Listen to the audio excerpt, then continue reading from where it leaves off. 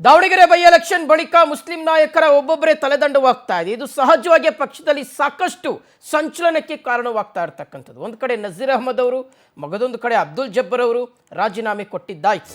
ಈಗೇನಿದ್ರು ಸಹ ಜಮೀರ್ ಅವರಿಗೂ ಸಹ ಕಂಟಕ ಬರುತ್ತಾ ಅನ್ನುವ ಪ್ರಶ್ನೆ ಈಗ ಹುಟ್ಕೊಂಡಿದೆ. ನಾಯಕರ ಒಗ್ಗಟ್ಟು ಪ್ರದರ್ಶನಕ್ಕೆ ಸಿಎಂ ಅಸಹಾಯಕರಾಗಿದ್ದಾರೆ. ಸ್ವತಃ ರಾಜಣ್ಣ ಅವರು ಕೊಟ್ಟಿರ್ತಕ್ಕಂತಹ ಹೇಳಿಕೆ. ಸೊ ಈಗ ಅವರು ಹೊಸ ದಾಳವೊಂದನ್ನು ಉರುಳಿಸ್ತಾ ಇದ್ದಾರೆ. ರಾಜಣ್ಣ ಅವರು ಬೇಸರ ಹೊರ ಹಾಕ್ತಾ ಇದ್ದಂತೆ ಮುಖ್ಯಮಂತ್ರಿ ಸಿದ್ದರಾಮಯ್ಯನವರ ಆಪ್ತರು ಸಭೆ ಮಾಡಲಿಕ್ಕೆ ಮುಂದಾಗಿದ್ದಾರೆ. ಪಕ್ಷಕ್ಕೆ ಡ್ಯಾಮೇಜ್ ಆಗ್ತಾ ಇದೆ, ನಿಮಗೂ ಡ್ಯಾಮೇಜ್ ಆಗ್ತಾ ಇದೆ ಅನ್ನೋದನ್ನ ಮನವರಿಕೆ ಮಾಡಿಕೊಡುವ ಪ್ರಯತ್ನದಲ್ಲಿ ಇದೀಗ ಮುಖ್ಯಮಂತ್ರಿ ಸಿದ್ದರಾಮಯ್ಯನವರ ಆಪ್ತರ ಬಣ ಇದೆ. ಸಚಿವ ಜಮೀರ್ ವಿರುದ್ಧ ಕ್ರಮ ಆಗದಂತೆ ತಡೆಯೋದಿಕ್ಕೆ ಒಂದಷ್ಟು ಜನ ನಾಯಕರು ಪ್ಲಾನ್ ಅನ್ನ ಮಾಡ್ಕೊಂಡಿದ್ದಾರಂತೆ. ಅಬ್ದುಲ್ ಜಬ್ಬರ್ ಅವರ ಉಚ್ಚಾಟನೆಯನ್ನು ವಾಪಸ್ ಪಡ್ಕೊಳ್ಬೇಕು ನೀವು ಅನ್ನುವ ಒತ್ತಾಯವನ್ನು ಹೇರಲಿಕ್ಕೆ ಒಂದಷ್ಟು ಜನ ನಾಯಕರು ಚಿಂತನೆಯನ್ನು ನಡೆಸ್ತಾ ಇದ್ದಾರೆ ಅಂತ ಹೇಳಲಾಗ್ತಾ ಇದೆ. ಇಲ್ಲಿಗೆ ಸ್ಟಾಪ್ ಆಗಬೇಕು. ಇದು ಸಿದ್ದರಾಮಯ್ಯನವರ ಬಣದಲ್ಲಿ ಇರ್ತಕ್ಕಂಥ ನಾಯಕರ ತಲೆದಂಡ ಇಲ್ಲಿಗೆ ಸ್ಟಾಪ್ ಆಗಬೇಕು. ಇದು ಕಂಟಿನ್ಯೂ ಆಗ್ತಾ ಹೋದರೆ ಎಲ್ಲೋ ಒಂದು ಕಡೆ ಸಿದ್ದರಾಮಯ್ಯನವರ ವರ್ಚಸ್ಸು ಪಕ್ಷದಲ್ಲಿ ಕುಸಿತಾ ಇದೆ ಅನ್ನುವ ಮೆಸೇಜ್ ಹೋಗುತ್ತೆ. ಅಷ್ಟೇ ಅಲ್ಲ, ಅವರ ಆ ಗುಂಪಿನ ಸ್ಟ್ರೆಂತ್ ಅನ್ನುವಂಥದ್ದು ಸಹ ಕ್ರಮೇಣವಾಗಿ ಕಡಿಮೆ ಆಗ್ತಾ ಹೋಗುತ್ತೆ.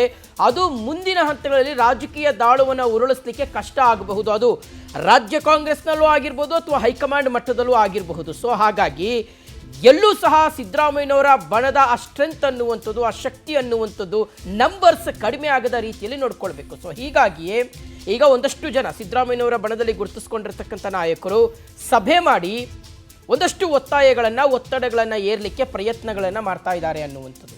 ನೆಕ್ಸ್ಟ್ ಟಾರ್ಗೆಟ್ ಜಮೀರ್ ಅವರು ಇದ್ದಾರೆ ಅಂತ ಹೇಳಲಾಗ್ತಾ ಇದೆ. ಇನ್ನು ಎಲೆಕ್ಷನ್ ರಿಸಲ್ಟ್ ಬಂದಿಲ್ಲ. ಎಲೆಕ್ಷನ್ ರಿಸಲ್ಟ್ ಬಂದಾದ್ಮೇಲೆ ಜಮೀರ್ ಅವರಿಗೆ ನಿಜಕ್ಕೂ ಸಹ ಕಂಟಕ ಎದುರಾಗಬಹುದು ಅಂತ ಹೇಳಲಾಗ್ತಾ ಇದೆ. ಅದಕ್ಕೂ ಮುಂಚಿತವಾಗಿ ಒಂದಷ್ಟು ಭದ್ರವನ್ನ ಮಾಡ್ಕೋಬಿಟ್ರೆ ನಾವು ಮುಂದೆ ಆಗಬಹುದಾದಂತಹ ರಾಜೀನಾಮೆಗಳು ಅಥವಾ ಒಂದಷ್ಟು ಸಮಸ್ಯೆಗಳಿಂದ ನಾವು ಪಾರಾಗಬಹುದು ಅನ್ನುವ ರೀತಿಯಾದಂಥ ಲೆಕ್ಕಾಚಾರದಲ್ಲಿ ಇದ್ದಾರೆ ಅಂತ ಹೇಳಲಾಗ್ತಾ ಇದೆ. ಓಕೆ, ಇದ್ರ ಬಗ್ಗೆ ಕಂಪ್ಲೀಟ್ ಆಗಿ ವಿಶ್ಲೇಷಣೆ ಮಾಡ್ತಾರೆ ನಮ್ಮ ಪ್ರತಿನಿಧಿ ರೂಪೇಶ್. ಈಗ ಲೈವಲ್ಲಿ ಕನೆಕ್ಟ್ ಆಗ್ತಾ ಇರ್ತಕ್ಕಂಥದ್ದು. ರೂಪೇಶ್, ಈಗ ಸಾಲು ನಾಯಕರ ರಾಜೀನಾಮೆ, ಸಿದ್ದರಾಮಯ್ಯನವರ ಬಣದಲ್ಲಿ ಗುರುತಿಸ್ಕೊಂಡಿರ್ತಕ್ಕಂಥ ನಾಯಕರ ರಾಜೀನಾಮೆ, ಅದು ರಾಜಣ್ಣ ಅವರಿಂದ ಶುರುವಾಗಿರ್ತಕ್ಕಂಥ ರಾಜೀನಾಮೆ ನಜೀರ್ ಅಹಮದ್ ಅವರಿಗೂ ಸಹ ಬಂದು ನಿಂತಿರ್ತಕ್ಕಂಥದ್ದು. ಇದು ಇಲ್ಲಿಗೆ ಸ್ಟಾಪ್ ಆಗಬೇಕು ಅನ್ನೋದ್ರ ನಿಟ್ಟಿನಲ್ಲಿ ಒಂದಷ್ಟು ಪ್ರಯತ್ನಗಳು ನಡೀತಾ ಇದೆ ಅಂತ. ಈ ಪ್ರಯತ್ನ ಎಷ್ಟು ಸಕ್ಸಸ್ ಆಗ್ಬೋದು, ಯಾವೆಲ್ಲ ರೀತಿಯಾದಂಥ ಚರ್ಚೆಗಳು ಪ್ರಯತ್ನಗಳು ಮುಂದುವರಿತಾ ಇದೆ ಅಂತ ರೂಪೇಶ್? ಶಿವಶಂಕರ್, ಇಲ್ಲಿಗ ಸಿಎಂ ಬಣದಲ್ಲಿ ಹಲವಾರು ಜನ ನಾಯಕರುಗಳು ರಾಜೀನಾಮೆ ಕೊಟ್ಟಿದ್ದಾರೆ. ಹೀಗಾಗಿ ಸಿಎಂ ಆಪ್ತರೇ ಸಿಎಂ ಸಿದ್ದರಾಮಯ್ಯ ವಿರುದ್ಧ ಬೇಸರಿಸಿಕೊಂಡಿದ್ದಾರೆ. ಕಾರಣ ಇಷ್ಟೇ, ಯಾಕಂತ ಹೇಳಿದ್ರೆ ಈ ಒಂದು ರಾಜೀನಾಮೆಯ ಪ್ರಸಂಗ ಎದುರಾದಾಗ ಅಥವಾ ಚರ್ಚೆ ಆರಂಭವಾದಾಗ ಸಿಎಂ ಸಿದ್ದರಾಮಯ್ಯನವರು ಆಪ್ತರ ಪರವಾಗಿ ಬಲವಾಗಿ ನಿಂತಿಲ್ಲ. ನಸೀರ್ ಅಹಮದ್ ಏನು ತಪ್ಪೇ ಇಲ್ಲ, ನೀವು ಯಾಕೆ ರಾಜೀನಾಮೆ ತೆಗೆದುಕೊಳ್ತೀವಿ ಅಂತೇಳಿ ಹೈಕಮಾಂಡ್ ಅಥವಾ ಡಿ ಕೆ ಶಿವಕುಮಾರ್ ಮುಂದೆ ಬಲವಾಗಿ ಪ್ರತಿಪಾದನೆ ಮಾಡಿದ್ರೆ, ಪಕ್ಷದ ಮುಂದೆ ಬಲವಾಗಿ ಪ್ರತಿಪಾದನೆ ಮಾಡಿದ್ರೆ ರಾಜೀನಾಮೆ ತೆಗೆದುಕೊಳ್ತಾ ಇರಲಿಲ್ಲ. ಅದೇ ರೀತಿ ಅಬ್ದುಲ್ ಜಬ್ಬರ್ ಅನ್ನ ಕೇವಲ ಕೆಪಿಸಿಸಿ ಅಲ್ಪಸಂಖ್ಯಾತ ಘಟಕದಿಂದ ಉಚ್ಚಾಟನೆ ಮಾಡಿದ್ದಲ್ಲ, ಪ್ರಾಥಮಿಕ ಸದಸ್ಯತ್ವದಿಂದಲೂ ಕೂಡ ಅವ್ರನ್ನ ಉಚ್ಚಾಟನೆ ಮಾಡಲಾಗಿದೆ.